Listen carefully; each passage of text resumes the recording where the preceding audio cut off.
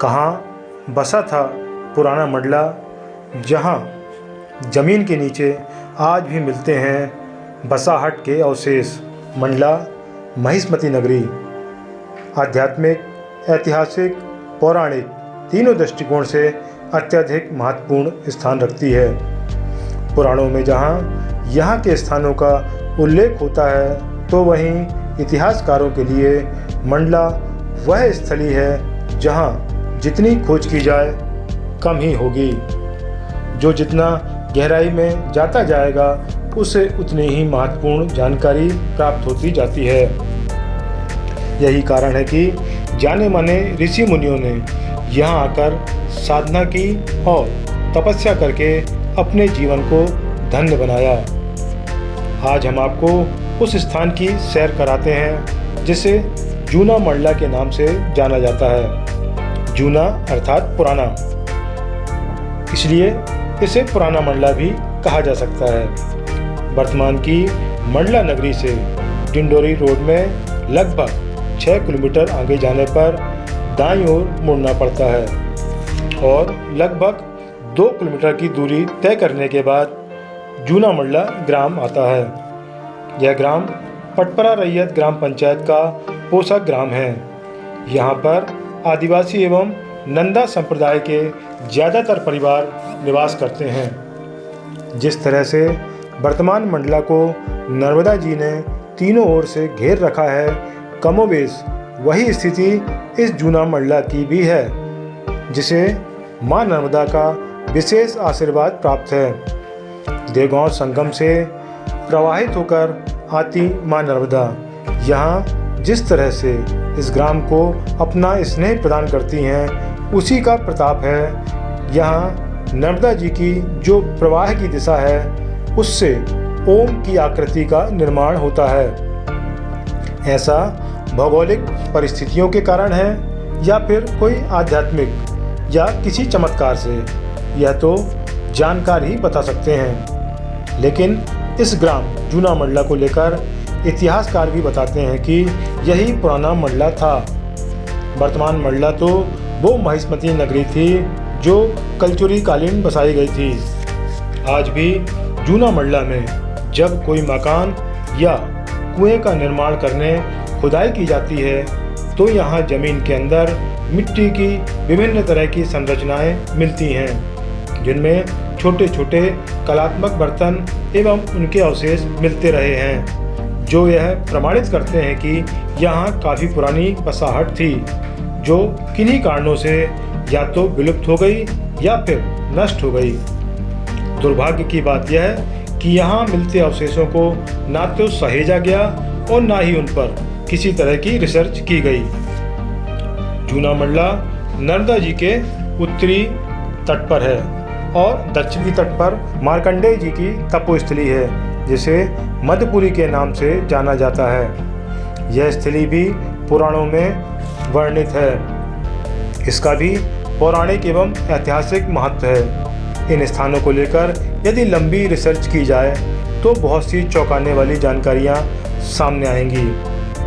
अब हम जिस गंभीर विषय पर आपसे चर्चा करने जा रहे हैं, वह यह है कि पुराने लोग और कुछ इतिहासकार या भूगर्भ शास्त्री यह बताते हैं कि मंडला नगरी में माँ नर्मदा के प्रवाह की जो दिशा थी, वह पुरातन काल में जूना मंडला से सीधे सहस्त्रधारा की ओर आती थी।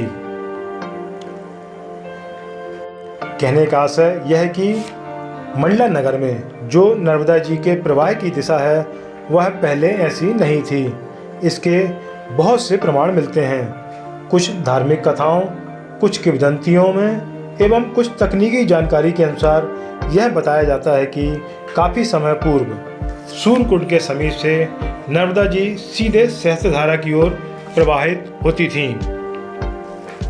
इन दोनों बातों को मद्देनजर रखते हुए यह स्पष्ट हो सकता है कि नर्मदा की प्रवाह की यही दिशा रही होगी। कारण यह कि इस पट्टी में आज से 25 से 30 वर्ष पूर्व महज 10 फुट की खुदाई में पानी मिल जाता था, जो कि बहुत ही मीठा और बिल्कुल नर्मदा जल जैसा होता था। अब हालांकि इस भूजल स्तर में काफ़ी गिरावट आ गई है और पानी का स्वरूप भी बदल गया है। अब यदि खैरी से सीधे सहस्त्रधारा कर नर्मदा जी का प्रवाह था, तो फिर नर्मदा जी ने दक्षिण दिशा की ओर अपना प्रवाह क्यों किया? इसके पीछे भी एक धार्मिक कथा है। जिले के प्रसिद्ध इतिहासकार नरेश जोशी बताते हैं कि मंडला ऋषि मुनियों की तपोस्थली रही है। कि जूना मंडला के पास भी एक और मंडला है जी, वो कहलाया डोंगर मंडला जी, है ना। जब रामनगर हाँ। से डुगरी की ओर जाते हैं तो डोंगर मंडला पड़ेगा, जी हाँ। उससे इस तरफ आए तो जूना मंडला हो गया। तीसरा मंडला ये वास्तव में ऐसा लगता है कि जो जूना मंडला है वो ओरिजिनल मंडला है। जूना है ना पुराना अपने यहाँ की भाषा में, और वहाँ कभी कभार मेरी खुदाई में या धर्म बनवाने में कभी कुछ उपकरण मिलते हैं। ये मंडला जो है इसका नाम पहले मंडला इसका मतलब नहीं रहा है, बाद में ये नाम हुआ है। ऐसा लगता है कि कंसुरी कालीन समय में उनकी राजधानी माहिष्मती थी, तो इस मंडला का नाम कल्चुरी काल में माहिष्मती रहा होगा। उस समय मंडला नहीं था। जब कल्चुरी लोग 6वीं 7वीं शताब्दी में यहाँ से राजधानी बदले त्रिपुरी चले गए और धीरे धीरे इसको मंडला कहना शुरू कर दिया गया। अब वहाँ पर देखिए कुछ चीज़ें तो आध्यात्मिक महत्व की भी है। नर्मदा का ओम आकार पर प्रवाहित होना भी आम चीज़ नहीं है, एक महत्वपूर्ण चीज़ है। जब वहाँ से नीचे आते हैं अपन तो खैरी के पहले अमरनाथ के पास बाईं ओर पुराणों में उल्लेख आता है कि रवि तीर्थ वर्तमान पूर्वा जो कि पाराशर जी की आश्रम स्थिति रही और वहाँ से कुछ ही दूरी पर उनके पुत्र वेद व्यास जी का आश्रम। वेद व्यास बहुत ही त्यागी और तपस्वी थे। एक बार जब उन्होंने अपने आश्रम में एक बड़ा अनुष्ठान करने का संकल्प लिया और अपने पिताजी को आमंत्रित किया, तो उनके पिताजी ने क्या शर्त रखी?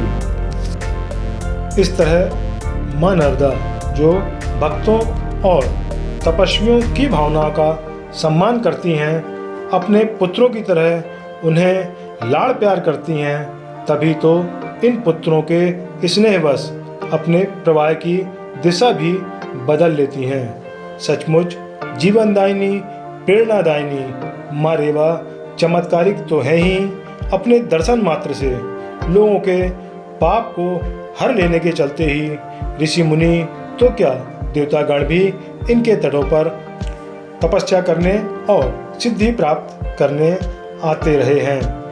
हर हर नर्मदे।